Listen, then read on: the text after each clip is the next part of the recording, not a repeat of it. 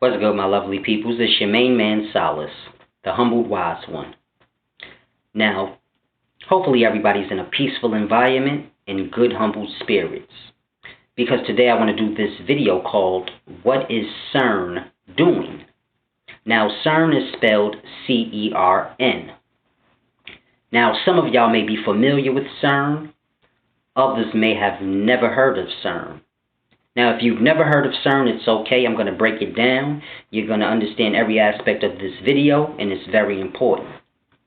Now, for those of you who are familiar with CERN, whether you've seen a YouTube video or just heard someone randomly speaking on it, you must understand that CERN is a bunch of scientists.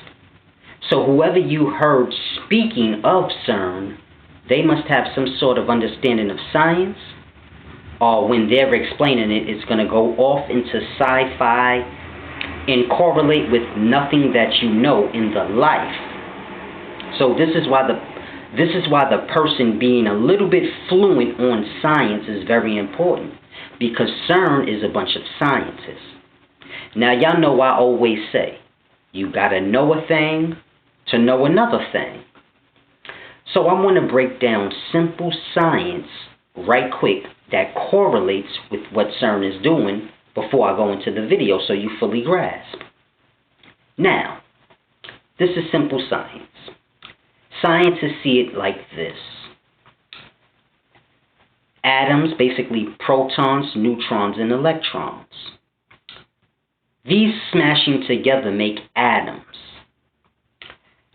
Atoms smashing together is how you get cells. Different cells coming together is how you get organisms, so on and so forth. So they view it as atoms coming together is how you get the variety of different things, physical things in the life, whether it be people, cells, soil, a tree, a flower, oxygen. Different atoms coming together is how you get the different variety of the physical living things that we have. So, an atom is basically protons, neutrons, and electrons. And protons and neutrons is nothing more than up and down quarks coming together. So this is simple science. This is the building blocks of life. So, atoms smashing together is how you get cells. Cells coming together is how you get people and animals and fish, and different atoms coming together is how you get soil and trees. So carbon atoms is how you get us. Carbon atoms coming together is how you get us. So this is simple science. Now CERN, they have what is called a hadron collider. It's a 17-mile long tunnel that goes in a circle. And it's deep underground, hundreds of feet. I forgot the exact amount, but like 150 feet to 500 feet deep. And they have this 17-mile long tunnel that's called the Hadron Collider. And what it does is smash together atoms. The same way I just broke down, how life starts and builds on top of each other, the building blocks of life, and how you get everything you got. This is what they're doing in the Hadron Collider. They're crashing together atoms, up and down quarks, protons, neutrons, electrons. They're smashing together different atoms, so forth and so on. So they basically have all the nano life and the micro life and smashing it together. Well, basically all the nano life. Protons, neutrons, electrons, atoms, and they're smashing them together. Now, this is the deepest part, because what is CERN doing with the Hadron Collider? And they have others, but the 17-mile one is the biggest. So what is CERN doing? They're trying to recreate a universe on a smaller scale. You have to grasp this. If you're banging together atoms, you're obviously trying to recreate the life. recreate a whole universe. Now, a lot of y'all say, well, why would they want to do that? Because in them doing that, they can observe life from the macro's perspective, or God's perspective. Meaning, scientists can't really understand what's going on with the stars, the suns, the galaxies. They don't really know what these things are. They're too big for them to truly get a clear perspective of what is that and how life truly works. So they figure if they can recreate a universe on a smaller scale, the planets, the macro things will be small enough for them to observe it from God's perspective and get a clear understanding of how life works.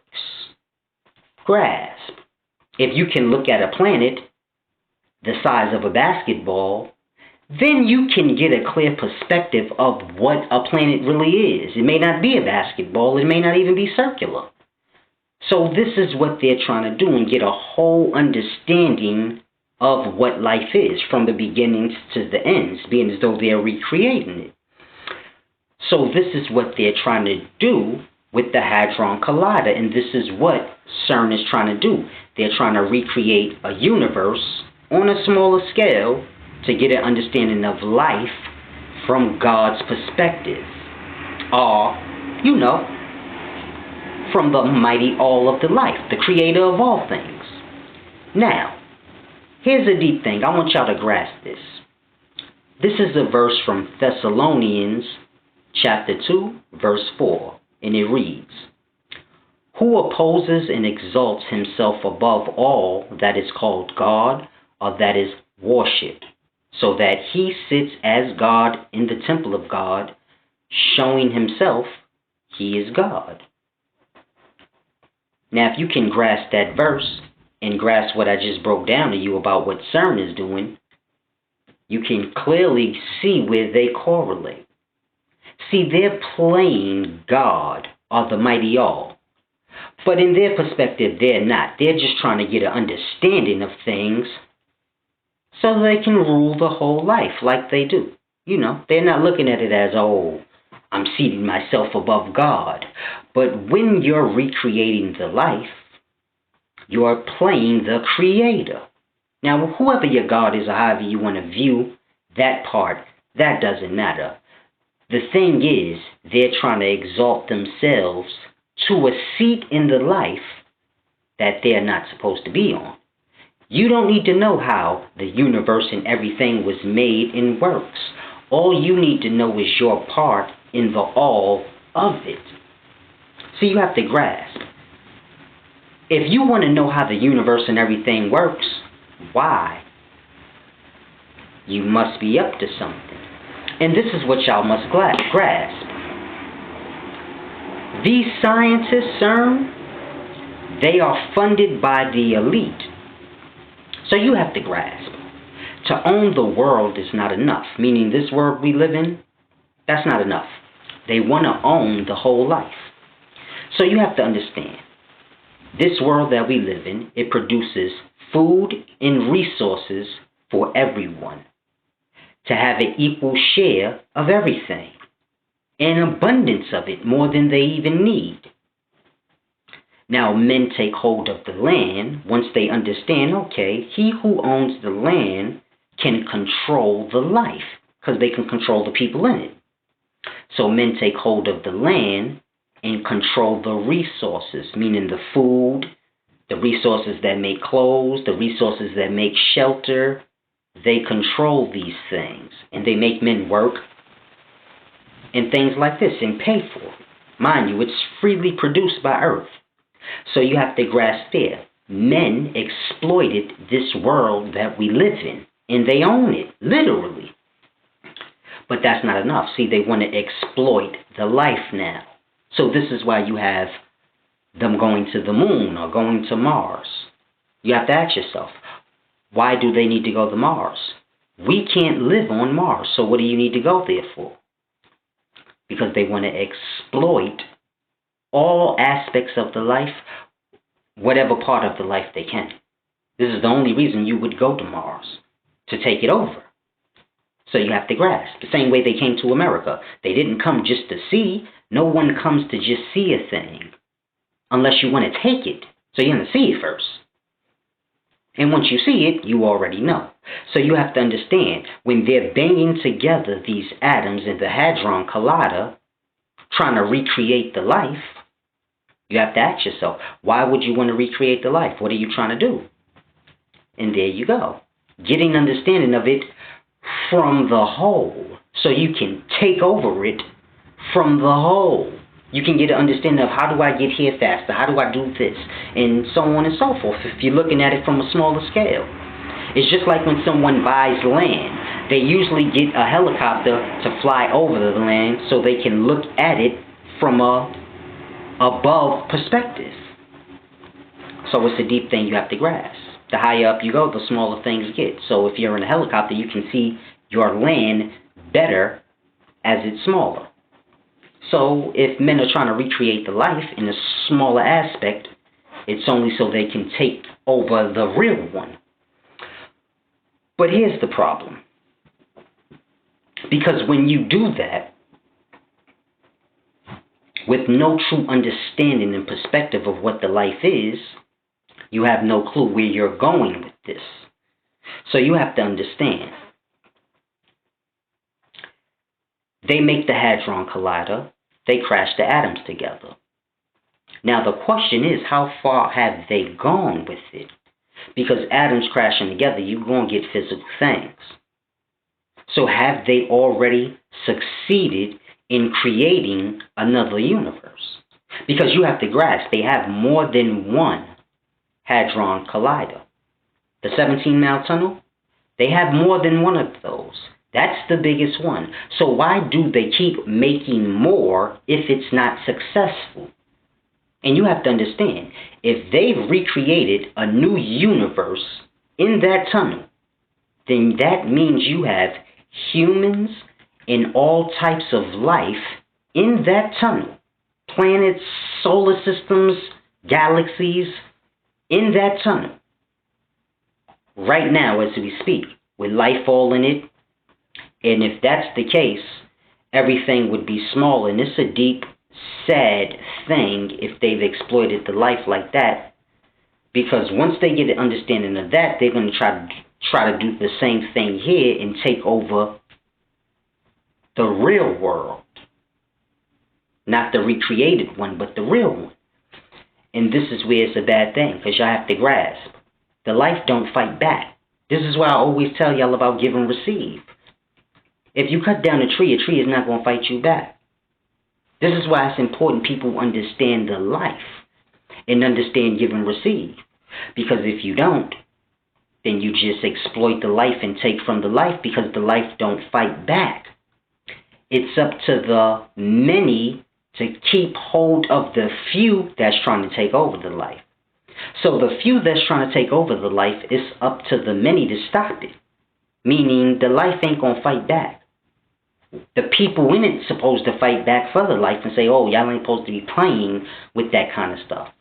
If a man is chopping down a tree, it's up to the other people in the life to stop that man from doing that, because the life is not going to stop him. The life is just giving of itself. It don't have time to stop and fight individuals. So you have to grasp. It's up to us to keep up with the life and keep those in the life in line from not losing themselves. And as y'all see, we way past that. Because you have people working as slaves, and they call it jobs and things like that now, and it's normal. This is how much this world we live in has been taken over. That being a slave is normal. It's even called work in a job. The names change. It's just weird. Like, it's truly a weird thing you have to grasp. You buy apples from the store. Apples grow on trees. Who told the man he could come take over the tree? Who told the man he could own the land that the tree was on? Nobody. Some man just decided, I own this. And this is what happened.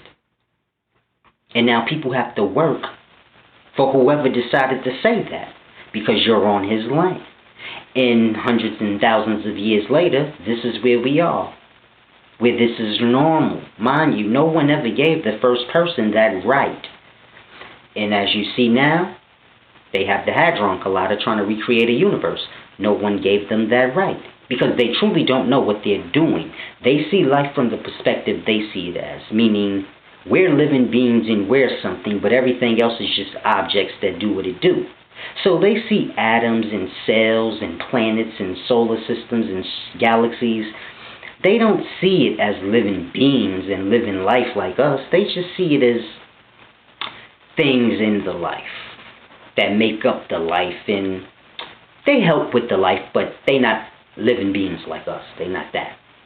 So you have to grasp, this is how men view things.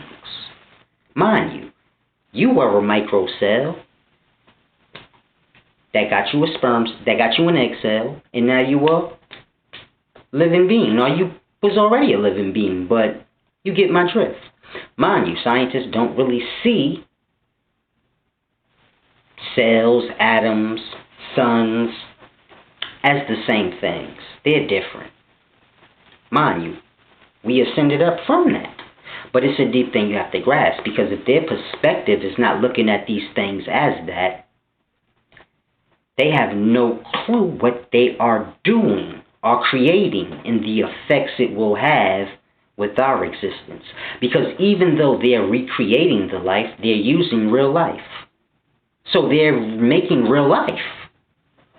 It's not something you can just shut off and say, okay, I'm done, I learned. That's life. You dig? Imagine somebody shuts this universe off and say, you know what, I understand it. I don't need this no more. All that life, dead. But even worse than that, they don't know the powers that come with that and the effect it'll have on our existence. So it's a deep thing y'all have to grasp. Now, I know a lot of people explain CERN and all of this as some old multi-dimensional thing, and you go, but this is because people don't have an understanding of science. And scientists don't mind that y'all speaking this way, because the more lost y'all are, the better for them in succeeding with no interferences in whatever they're doing. So a lot of people explain CERN like a sci-fi movie, and they're trying to open up a wormhole, and they're trying to open up a multi-dimensional universe, and no, they're not. They're trying to recreate the life and make a universe so they can look at it. But they have no understanding of how life works. There are no multi-dimensional places. There are only bodies. And every body you see, whether it's a body of a human, the body of a dog, the body of a fish, the body of a bird, it has micro life within it that's the same as it and other life around it. So you have to grasp that. Every world is a literal body of a person, depending on the level that it's on. Microcells have life within them. It's called atoms. So you have to grasp. It's a simple but deep thing. But they're playing God, and y'all must grasp. I think they succeeded at creating a universe, and I think they look at little people all day long and try to observe how things work. And they look at smaller planets and galaxies and whatever has been created thus far in the Hadron Collider. Y'all have to grasp how deep this is. I don't think y'all grasp. They have recreated life in a small tunnel, well, a 17-mile long tunnel. They've recreated life. Different galaxies, different solar systems, different planets, the organisms that live on planets, the cells that live in those organisms, and the atoms that live in themselves. So it's a deep thing y'all have to grasp. They're crashing together atoms, trying to recreate the life.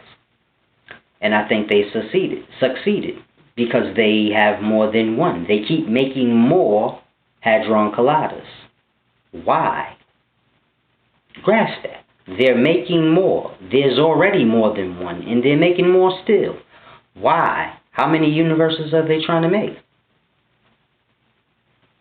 They must be successful, or they would have never made any more. So it's a deep thing you have to grasp.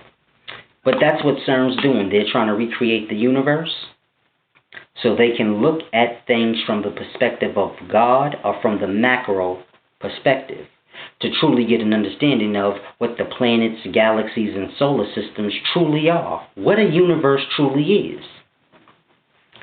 And we in a world of trouble because we too far gone. Like too far gone.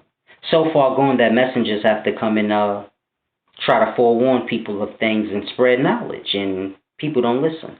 But it's a deep thing you have to grasp. It's your main man Solace, the humble wise one.